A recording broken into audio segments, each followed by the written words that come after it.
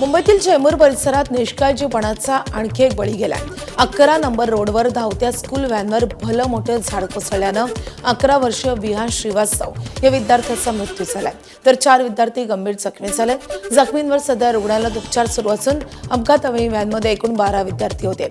या दुर्घटनेनंतर मुंबई महापालिकेच्या मान्सूनपूर्व तयारीवर गंभीर प्रश्नचिन्ह उपस्थित झालंय।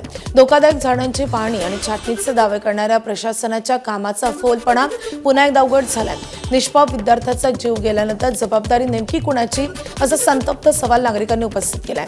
झाड कोसळण्यामागील कारणांचा तपास सुरू असल्याचं प्रशासनाकडून सांगितलं जात असलं तरी केवळ चौकशीच्या घोषणा पुरेशा नाहीत। या दुर्घटनेला जबाबदार असलेल्या अधिकाऱ्यांवर कठोरात कठोर कारवाई करून भविष्यात अशा घटना टाळण्यासाठी तातडीनं प्रभावी उपाययोजना कराव्यात, अशी मागणी आता नागरिकांनी केली आहे।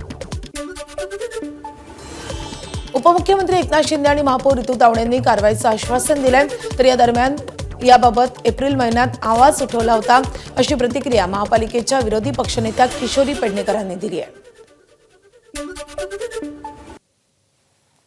एका स्कूल बसवर झाड कोसळलेलं आहे आणि त्यामध्ये काही मुलं जखमी झालेली आहेत आणि त्यांना नजीकच्या झेन हॉस्पिटलमध्ये दाखल केलेलं आहे आणि त्यांच्यावर उपचार सुरू आहेत। मी राहुल शेवाळे आणि काते यांना सांगितले त्यांची संबंधित डॉक्टरांशी देखील बोलून त्यांच्यावर योग्य ते तात्काळ उपचार करून त्यांची काळजी घेण्याच्या सूचना मी दिलेल्या आहेत। इथल्या लोकांनी जर लेटर दिलं असेल ह्या झाडाचं जे पडलं आणि तरी सुद्धा अधिकाऱ्यांचं काम नाहीये का? 100% आहे, पण कधी कधी आपण बोलतो की प्रशासनामध्ये काम करत असताना लोकप्रतिनिधी, प्रशासन आणि कधी कधी स्थानिक रहिवासी पण आपल्याला मदत करतात की हे झाड कमकुवत आहे, ह्याच्यावरती लक्ष द्या। आम्ही आमचं सर्वेक्षण करतच असतो, लोकप्रतिनिधी काम करतच असतो, पण कधी कधी स्थानिक रहिवासी पण आपल्याला सांगतात की या ठिकाणी असं आहे। तर पत्र देऊनही जर निष्काळजीपणा केला असेल तर जबाबदारी निश्चित ठरली जाणार।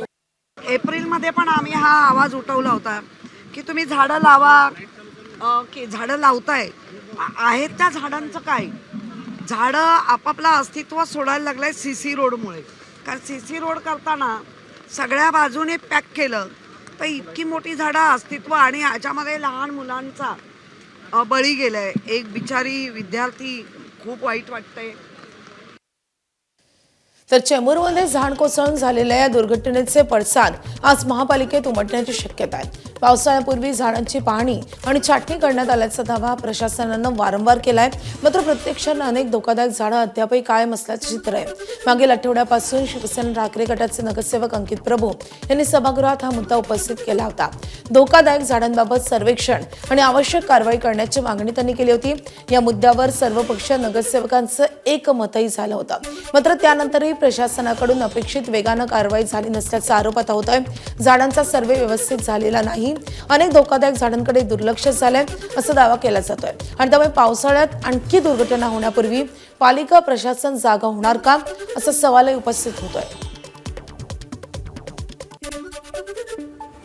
एसओपी त्या ठिकाणी तयार करणं गरजेचं आहे आणि मुंबईकरांकडून कोणताही दर न आकारता मुंबई महानगरपालिका प्रशासनानं अशा प्रकारे झाडांचं संवर्धन देखील केलं पाहिजे। त्यांचे धोकादायक फांदे आहेत त्यांची छाटणी देखील कोणताही दर न आकारता मुंबईकरांकडून ती छाटणी देखील मुंबईकरांना करून दिली पाहिजे, जेणेकरून रस्त्याने प्रवास करणारा मुंबईकर आमचं सुरक्षित राहील आणि मुंबईकरांना कोणतीही भीती मनात त्या ठिकाणी प्रवास करताना नाही।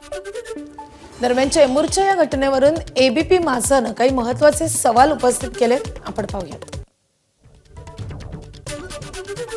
तर झाड धोकादायक असल्याचं रहिवाशांनी आधीच सांगूनही महापालिका झोपली होती का?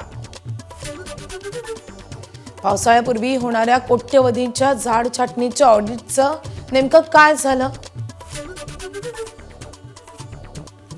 तर विहानच्या मृत्यूला जबाबदार असणाऱ्या अधिकाऱ्यांना जेल होणार की दरवेळेसारखी फाईल बंद होणार, हाही सवाल उपस्थित झालाय। झाड डेंजर झोन मध्ये आहे हे समजायला विहानचा बळी जाण्याचीच वाट पाहावी लागली का? उद्यापासून मुंबईतील इतर शाळेच्या बसेस आणि विद्यार्थी सुरक्षित आहेत याची हमी कोण देणार? तर दरवेळी दुर्घटना घडल्यावर केवळ चौकशीची नाटकं आणि मदतीची घोषणा करून प्रशासन जबाबदारी झटकणार का, असा सवालही उपस्थित होतोय.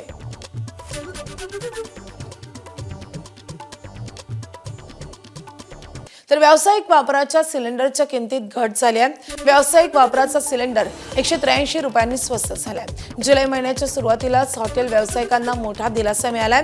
नव्या किमती मध्यरात्रीपासून लागू झाल्यात. घरगुती वापराचे सिलेंडरचे दर मात्र जैसे तेच आहेत. व्हॉट्सअॅपनं गोपनीयतेला बळ देणारं युजर नेम हे नवं फीचर टप्प्याटप्प्यानं सुरू केलंय. या सुविधेमुळे आता मोबाईल क्रमांक उघड न करता वापरकर्त्यानं निवडलेल्या युजर नेमद्वारे इतरांशी संपर्क साधता येईल आणि त्यामुळे नव्या व्यक्तींशी संवाद साधताना मोबाईल क्रमांक शेअर करण्याची गरज राहणार नाही.